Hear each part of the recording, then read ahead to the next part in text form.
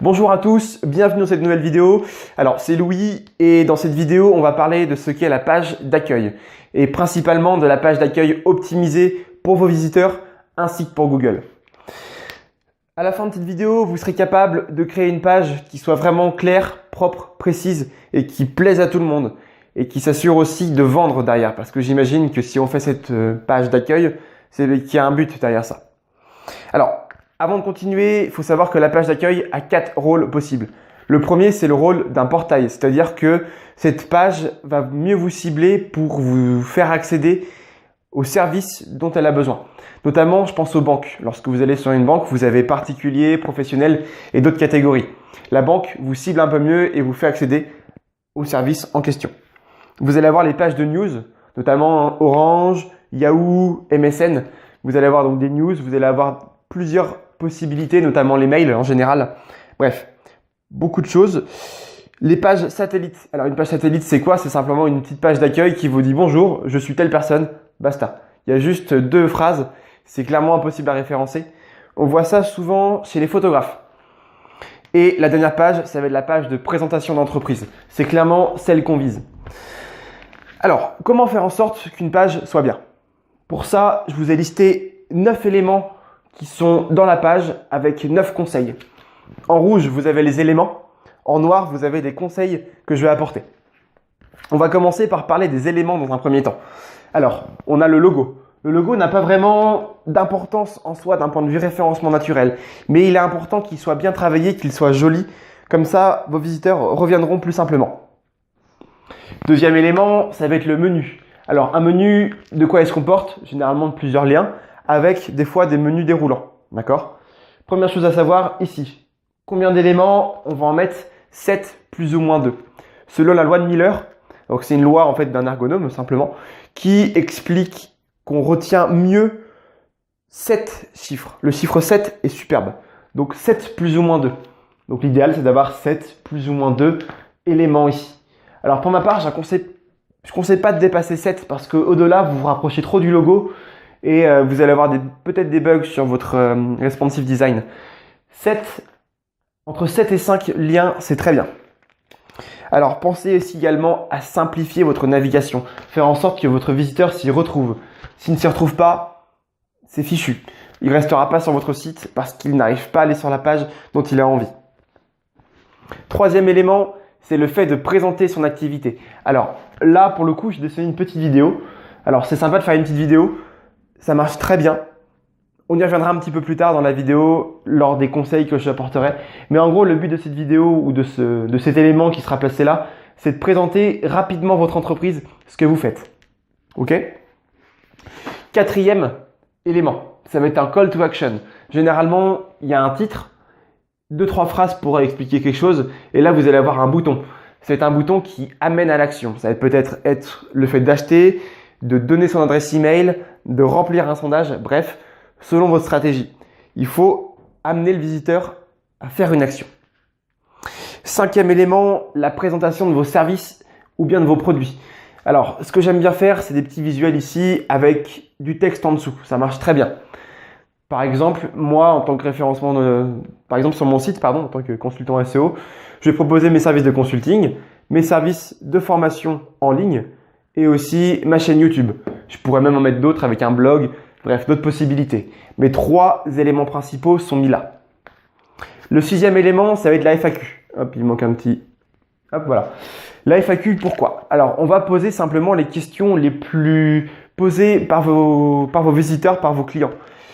Si vous vendez un produit et vous savez qu'il y a des questions qui reviennent à coup sûr, prenez de l'avance, posez directement ces questions et répondez aux questions juste en dessous.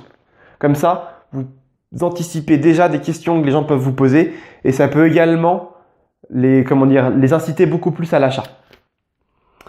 Alors, 7e élément, c'est le côté perso. Alors, ça peut être un élément de votre choix, je pense notamment au blog. Donc, les derniers articles, par exemple, qui ont été postés sur votre site. Ensuite, ça va être les preuves sociales. 8, ici et ici. J'en ai mis 2 différentes parce que là, c'est vraiment quelque chose de super important. Alors, première chose, ils nous font confiance. Ça, on voit ça souvent sur les logiciels de type SaaS, Software as a Service. C'est-à-dire que le logiciel va dire voilà, on travaille avec telle personne, telle personne, telle personne. Je pense notamment à Majestic SEO, c'est un logiciel de référencement naturel. Et directement sur la page d'accueil, quand vous tombez ici, là, vous avez marqué tous les logos avec qui ils travaillent. Ça donne vraiment un poids parce que les logos en question sont des très grosses entreprises et on sait qu'on peut leur faire confiance parce que des très grosses entreprises leur font également confiance. Je reviens ici sur les témoignages.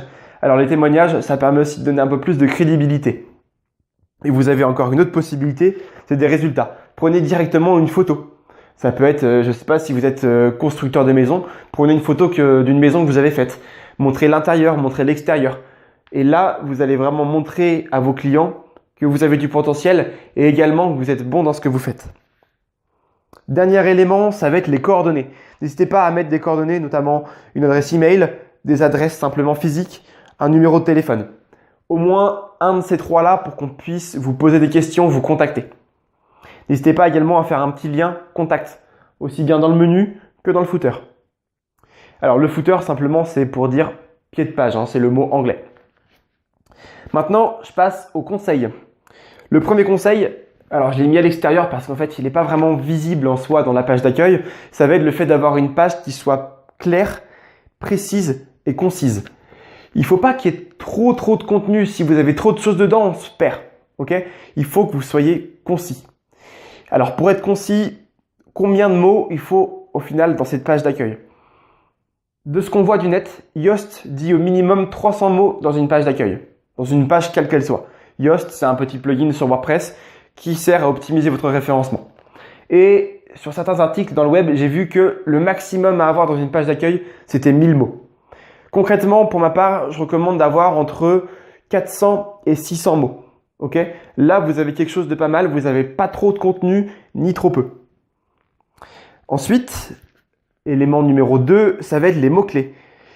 Alors, quels mots-clés viser dans votre page d'accueil ? Eh bien d'abord, ça va être votre nom de domaine ou bien votre marque, simplement. Visez ça, c'est super important. Deuxième chose, n'hésitez pas à viser d'autres petits mots en fait, d'autres petits mots-clés. Si par exemple vous êtes constructeur de maison, n'hésitez pas à dire construction de maison de type contemporain à Orléans, par exemple. Donc ça pourrait être un mot que vous allez mettre ici dans un titre, ok ? Comme ça, vous allez pouvoir viser d'autres mots-clés. Un petit truc, attention à ne pas viser un mot-clé dans votre page d'accueil et dans une autre page. Un mot-clé doit être visé par une seule page dans votre site. C'est super important, sinon vous allez avoir des doublons et c'est pas forcément une bonne chose d'un point de vue référencement naturel. Ensuite, troisième chose, alors je l'ai placé ici, c'est ce qu'on appelle la ligne de flottaison. La ligne de flottaison, c'est lorsque vous chargez une page, où est-ce qu'elle s'arrête ? Est-ce qu'elle s'arrête ici ? Est-ce qu'elle s'arrête là ? Est-ce qu'elle s'arrête là ? Concrètement, où est-ce qu'il faut l'avoir cette ligne de flottaison ? Moi, ce que je recommande, c'est de l'avoir à peu près ici. Ici, pourquoi ? Parce que regardez, hop, si je tire un petit trait, toc, toc, toc, toc, toc, bref, jusqu'au bout, hop, voilà. Vous allez montrer ici qu'il y a du contenu de là à là, là, vous allez montrer qu'il y a du contenu et que c'est pas complet. Ça donnera aux gens, en fait, l'envie de défiler vers le bas. Alors que si votre ligne de flottaison avait été ici, les gens, en fait, vont se dire, ah, il n'y a plus rien, il y a juste ça. Donc ça, cette partie-là me suffit largement. Ouais, mais en fin de compte, il n'y a pas tous les éléments qui sont dedans. Donc avant, on avait cette particularité de mettre le contenu le plus important en haut, au-dessus de la ligne de flottaison. Maintenant, c'est moins important. Alors, selon Rand Fishkin de Moz, donc c'est une très grosse entreprise sur le référencement naturel, le mobile a changé la donne. Le mobile, en fait, a fait qu'on venait beaucoup plus défiler vers le bas, qu'on venait beaucoup plus avec son pouce regarder en bas. Donc, n'ayez pas peur de mettre du contenu en dessous de la ligne de flottaison. Je pense que c'est vraiment c'est pas une mauvaise idée de mettre du contenu important sous la ligne de flottaison parce que l'ensemble de votre page d'accueil est importante. Ensuite, ça va être les titres HN. Alors, je l'ai placé ici, numéro 4, les titres HN. Vous allez avoir donc un titre de niveau 1 ou bien titre H1 jusqu'à H6. N'hésitez pas à mettre un seul titre H1, plusieurs H2, pourquoi pas des H3.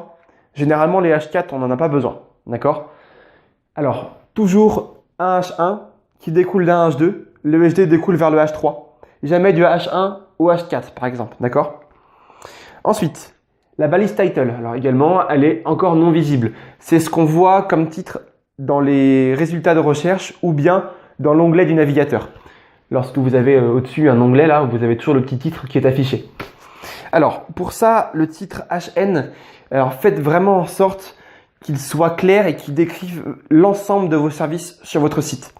Si par exemple vous êtes la Fnac, je pense à la Fnac, ils mettent l'ensemble des produits qu'ils vendent. Ça va être sur une petite phrase, ça va être électronique, ça va être jeux vidéo, informatique, enfin bref, beaucoup de possibilités.